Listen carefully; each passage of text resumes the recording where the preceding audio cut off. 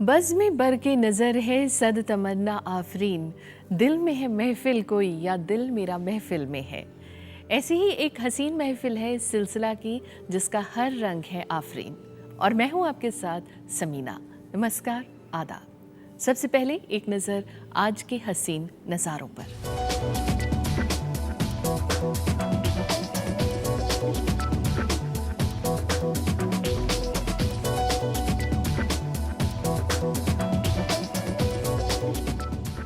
पुरुष प्रधान समाज में महिला की संघर्ष यात्रा का भावपूर्ण रूप कमानी ऑडिटोरियम में देखने को मिला।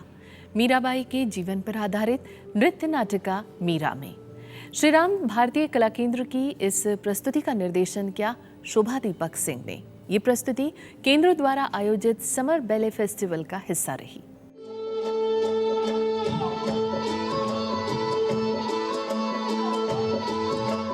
नृत्य नाटिका की शुरुआत मीराबाई के कृष्ण भक्ति से होती है।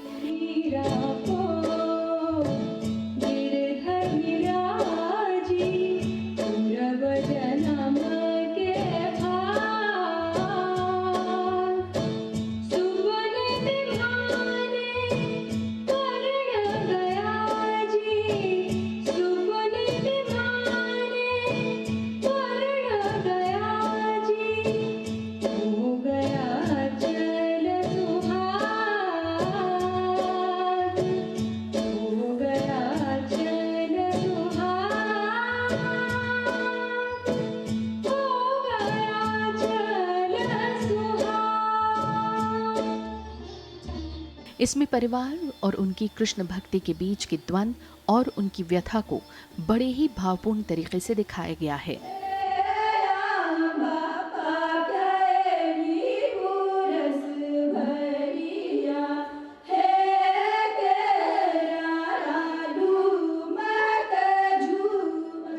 नृत्य नाटिका मीराबाई में मीरा के जीवन में आई उतार चढ़ाव, उनके दुखों, पति की मौत के बाद परिवार वालों की बदसलूकी को झेलते हुए कृष्ण भक्ति में लीन मीराबाई की जिंदगी की कहानी कहती ये नृत्य नाटिका भक्ति रस से परिपूर्ण रही।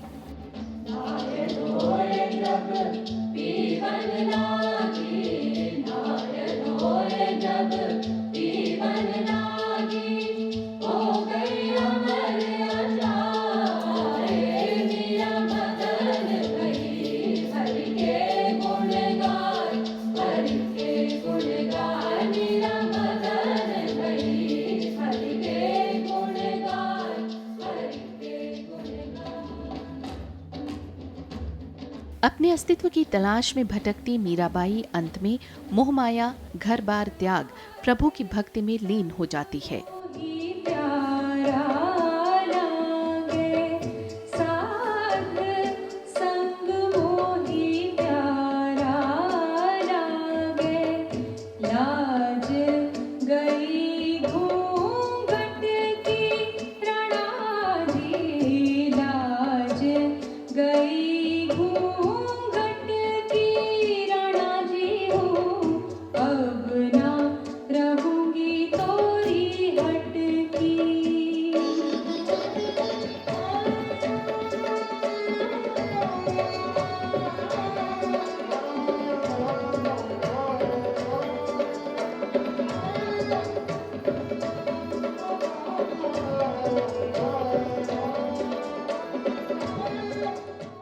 दिल्ली के इंडिया इंटरनेशनल सेंटर में ध्रुपद फेस्टिवल का आयोजन किया गया, जहां पर उस्ताद बिस्मिल्लाह खान के नाते उस्ताद फतेह अली खान ने शहनाई पर धुन छेड़कर सबके दिल में बसे उस्ताद बिस्मिल्लाह खान की याद को ताज़ा कर दिया। और ये शाम रही सिर्फ और सिर्फ उन्हीं के नाम।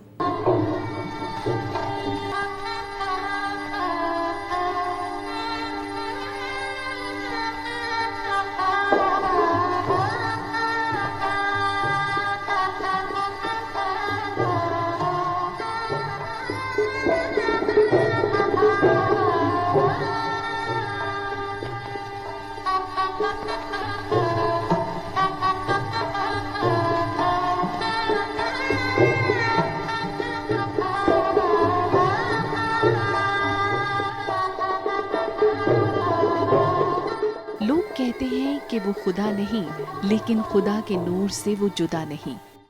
महान शहनाई वादक उस्ताद बिस्मिल्लाह खां के नाते उस्ताद फतेह अली खान ने जब शहनाई पर धुन छेड़ी तो सभी के दिलों में बसे उस्ताद बिस्मिल्लाह खां की याद बरबस ही आ गई।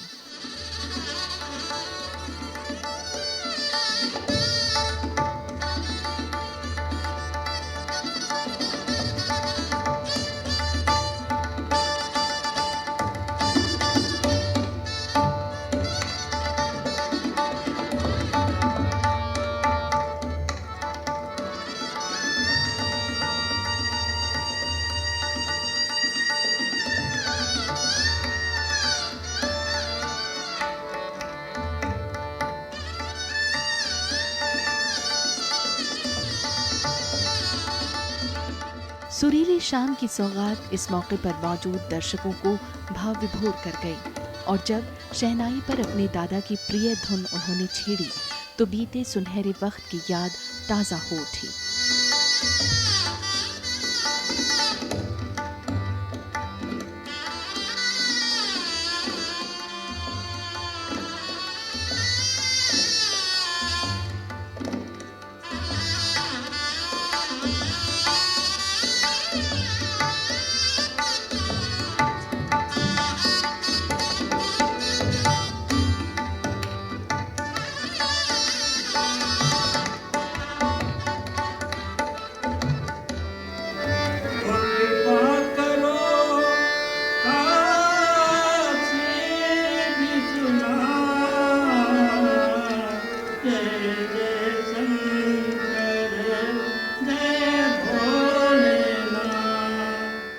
आखिरी प्रस्तुति में बनारस का रंग देखते ही बना।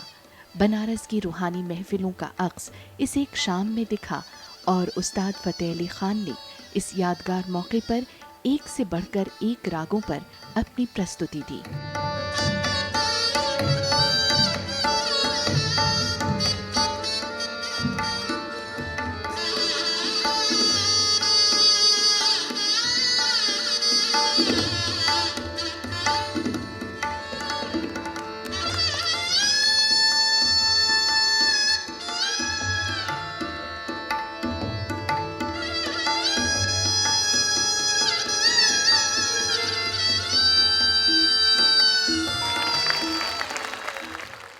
ले लेते हैं हम एक छोटा सा ब्रेक, हाजिर होते हैं बस थोड़ी देर में। आप देखते रहिए राज्यसभा टीवी।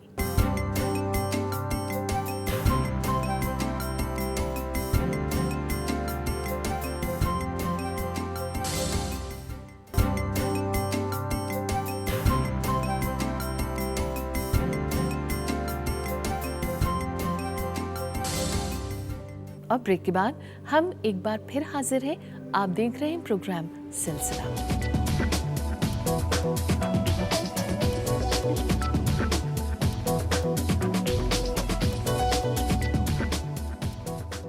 दिल्ली के हिंदी भवन सभागार में आलमी उर्दू ट्रस्ट और हिंदी भवन के संयुक्त प्रयास से उर्दू के मशहूर व मारूफ लेखक सादत हसन मंटो की जन्मशती का आयोजन किया गया। इसमें आलमी उर्दू ट्रस्ट के अध्यक्ष ए रहमान की किताब मंटो 25 का लोकार्पण किया गया। इस खास मौके पर अदब और मंटो से मोहब्बत करने वाले कई जाने माने लोगों ने अपने ख्यालात का इजहार किया।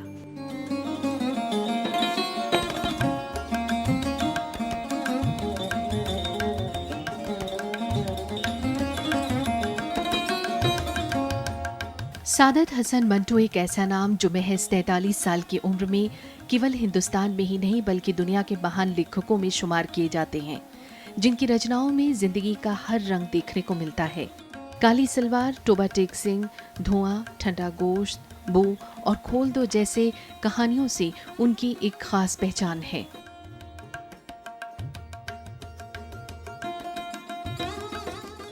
इस विशेष कार्यक्रम में आलमी उर्दू ट्रस्ट के अध्यक्ष और अदीब ए रहमान की पुस्तक मंटो 25 किताब का भी लोकार्पण किया गया, जिसमें मेहमान के तौर पर कई जानी मानी शख्सियतें शामिल हुई।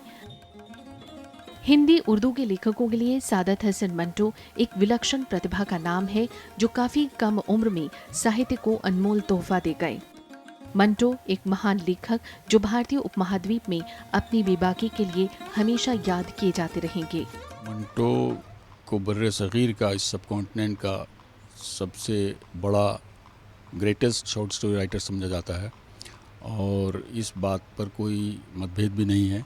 अनक्वेश्चनेबली उनको वो सब कॉन्टिनेंट के बहुत बड़े शॉर्ट स्टोरी राइटर थे।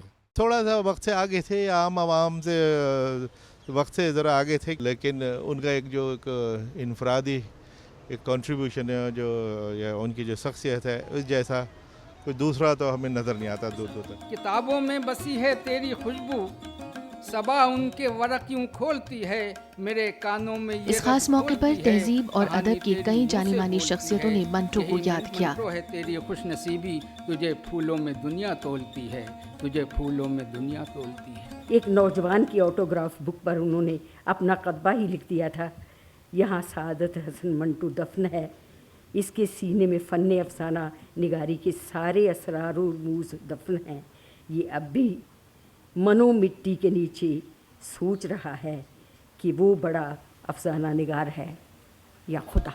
मंटो के अफसाने हकीकत का एक ऐसा आईना है जो हर रंग हर निशान पर देखने को मिलता है, जो समाज और मुल्क की हकीकत से रूबरू कराता है। मंटो इस सेहत का मैं समझता हूँ कि सबसे बड़ा अफसाना निगार था और है और आने वाले वक्त में रहेगा। मंटो साहब अपने ज़माने में अपनी निर्भीक कलम के कारण बहुत मतलब एक बहुत ऊंची पहचान बना पाए। दुनिया का जो बेहतरीन फिक्शन था बिल्कुल। ये आयोजन मंटो जन्मशती का शुरुआती आयोजन है जिसे पूरे साल मनाया जाएगा। इस खास मौके पर सादत हसन मंटो से मोहब्बत और चाहत रखने वाले बड़ी संख्या में मौजूद थे। और आप सबको गुड़गांव के अरावली बायो पार्क में आर्ट्स ग्रुप और गुड़गांव नगर निगम के संयुक्त प्रयास ने एक यादगार शाम का आयोजन किया, जिसमें सूफी गायिका सोनम कालरा ने अपने मखसूस अंदाज में कलाम पेश किया।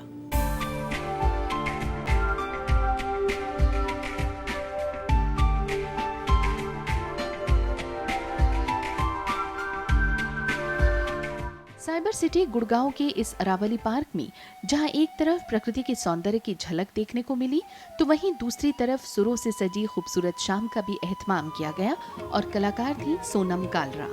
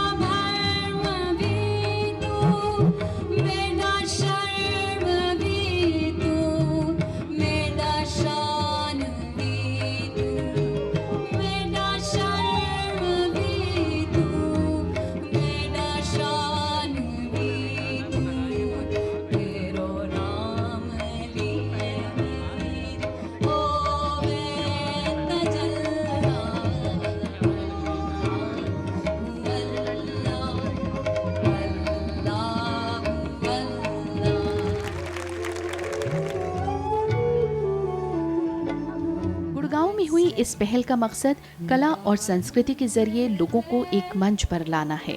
प्रकृति के आंचल में गीत संगीत से सजी ये शाम और सोनम कालरा की दिलकश आवाज ने दर्शकों को मंत्रमुग्ध कर दिया।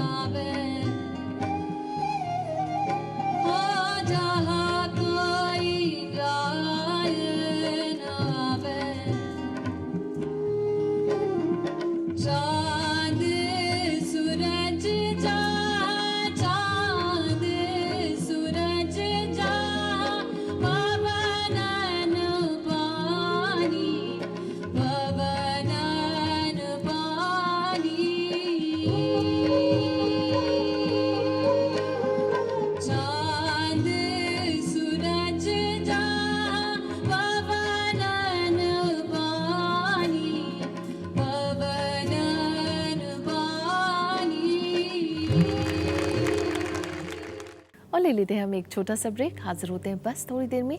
आप देखते रहिए राज्यसभा टीवी।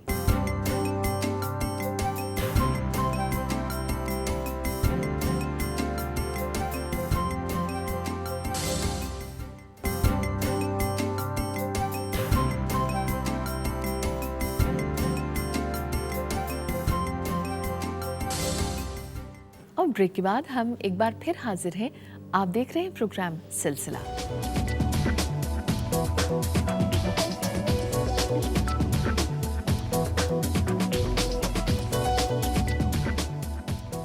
दिल्ली में ऐवान गालिब सभागार में गालिब इंस्टीट्यूट और स्टार पब्लिकेशंस के संयुक्त प्रयास से एक खूबसूरत शाम का एहतमाम किया गया, जिसमें जावेद अख्तर की शख्सियत और उनकी किताब तरकश से लावा तक का परिसंवाद किया गया। और इस खास मौके पर जावेद अख्तर ने अपना कलाम भी पेश किया।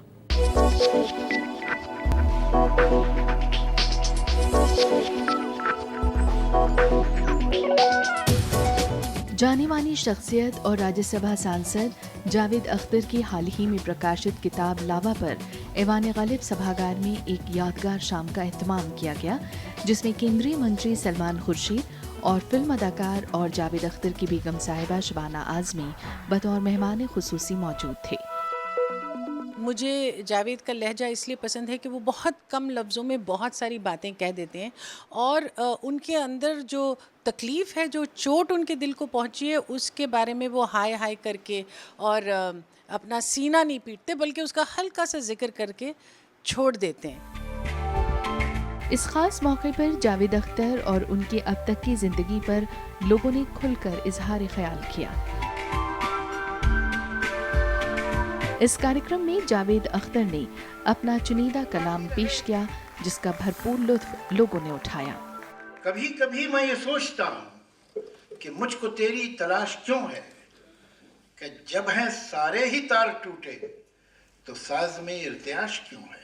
जिधर जाते हैं सब जाना उधर अच्छा नहीं लगता, मुझे पामाल रस्तों का सफर अच्छा नहीं लगता। मुझे पामाल रस्तों का सफर अच्छा नहीं लगता। गलत बातों को खामोशी से सुनना, हामी भर लेना, बहुत है फायदे इसमें, मगर अच्छा नहीं लगता। मुझे दुश्मन से भी खुददारी की उम्मीद रहती है, किसी का भी हो सर, कदमों में सर अच्छा नहीं। ये आए दिन के हंगामे, ये जब देखो सफर करना, यहाँ जाना वहाँ जाना, इसे मिलना उसे मिलना। हमारे सारे लम्हे ऐसे लगते हैं कि जैसे ट्रेन के चलने से पहले रेलवे स्टेशनों पर जल्दी जल्दी अपने डब्बे ढूंढते कोई मुसाफिर हो। हमारे सारे लम्हे ऐसे लगते हैं कि जैसे ट्रेन के चलने से पहले रेलवे स्टेशनों पर जल्दी जल्दी अपने डब्बे ढूंढते कोई मुसाफिर हों, जिन्हें कब सांस भी लेने की मोहलत है। कभी लगता है तुमको मुझसे, मुझको तुमसे मिलने का ख्याल आए, कहाँ इतनी भी फुर्सत है। मगर जब संग दिल दुनिया मेरा दिल तोड़ती है तो कोई उम्मीद चलते चलते जब मुंह मोड़ती है तो कभी कोई खुशी का फूल जब इस दिल में खिलता है, कभी जब मुझको अपने जहन से कोई ख्याल इनाम मिलता है, कभी जब एक तमन्ना पूरी होने से ये दिल खाली सा होता है, कभी जब दर्द आके पलकों पे मोती पिरोता है, तो ये एहसास होता है, खुशी हो, गम हो, हैरत हो, कोई जज्बा हो, इसमें जब कहीं एक मोड़ आए तो वहाँ पल भर को सारी दुनिया पीछे छूट जाती है। वहाँ पल भर को इस कठपुतली जैसी जिंदगी की डोरी डोरी टूट जाती है। मुझे उस मोड़ पर बस एक तुम्हारी ही जरूरत है। मगर ये जिंदगी की खूबसूरत एक हकीकत है कि मेरी राह में जब ऐसा कोई मोड़ आया है तो हर उस मोड़ पर मैंने तुम्हें हमराह पाया है। राजधानी दिल्ली में कुवैत कल्चरल वीक में कुवैत की सभ्यता और संस्कृति की एक दिलकश झलक देखने को मिली कमानी सभागार में, जहां पर कुवैत बैंड ने एक से बढ़कर एक धुनें पेश की। आइए आपको भी दिखाते हैं इस शाम के कुछ हसीन रंग।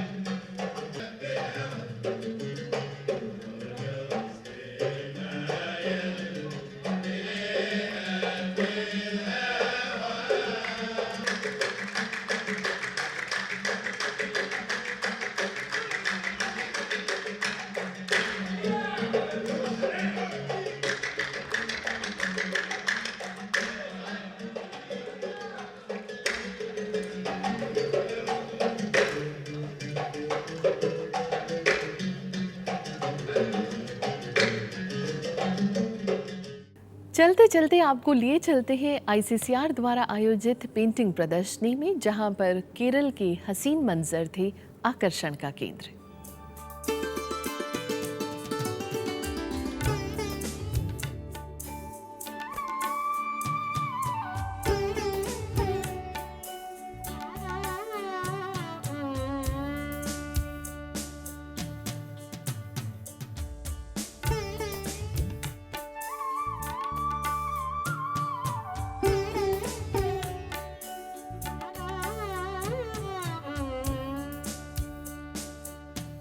और इसी के साथ हमें दीजिए इजाज़त। आपकी राय का रहेगा इंतज़ार silsila.rstv@gmail.com पर। फेसबुक पर भी आप हमारे साथ जुड़ सकते हैं, facebook.com सिलसिला ऑन राज्यसभा TV के ज़रिए। अब दीजिए इजाज़त। नमस्कार, आदाब।